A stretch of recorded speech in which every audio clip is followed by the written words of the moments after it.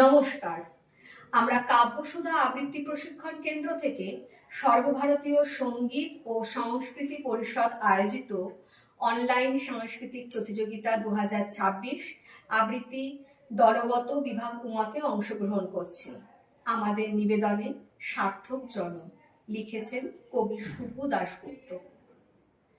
যে ছেলেটা চায়ের দোকানের এটো কাপ ধুচ্ছে রাস্তার ধারে, তাকে ডাকুন, তার কানে কানে বলুন, সুজলাং সুফলাং মলয়জ শীতলাং।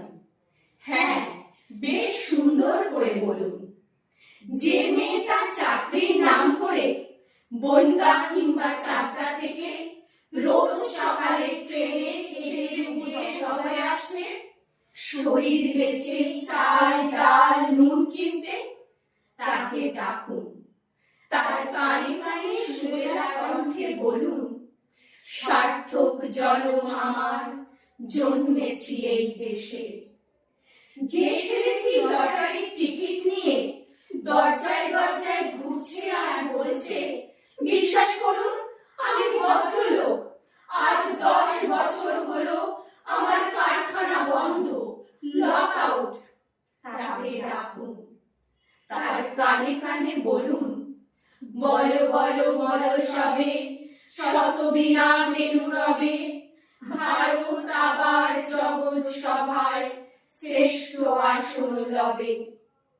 রাতের আকাশ কাঁপিয়ে অঝোর ধারায় বৃষ্টি নামলে যে মা আজ লণ্ঠন হাতে টালির ঘরের দরজায় ঠায় দাঁড়িয়ে থাকেন তার খোকন ফিরে আসবে বলে, যে খোকনকে এমনই এক বর্ষার উন্মত্ত রাতে কালো গাড়ির পুলিশ ডেকে নিয়ে গিয়েছিল, আর বরানগরের রাস্তায় ভোরের ঘুম ভাঙা কুকুর প্রথম দেখেছিল যার গুলিবিদ্ধ রক্তাক্ত লাশ, সেই মাকে ডাকুন, তার কানে কানে বলুন, हम बुलबुले हैं इसकी ये गुलसिता हमारा, सारे जहां से अच्छा हिंदुसिता हमारा।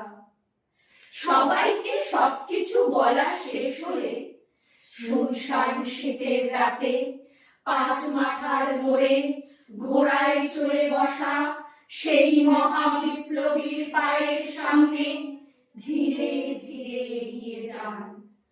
ফাঁকা রাস্তায় রাতের বাতাসে কান পাতুন, শুনতে পাবেন সেই বিপ্লবী পুরুষের বজ্রকণ্ঠ, আমি তোমাদের কাছে রক্ত চেয়েছিলাম তোমাদের স্বাধীনতা এনে দেব বলে, আমি পারিনি, কিন্তু আমি আমার সমস্ত জীবন উৎসর্গ করেছি, আর তোমরা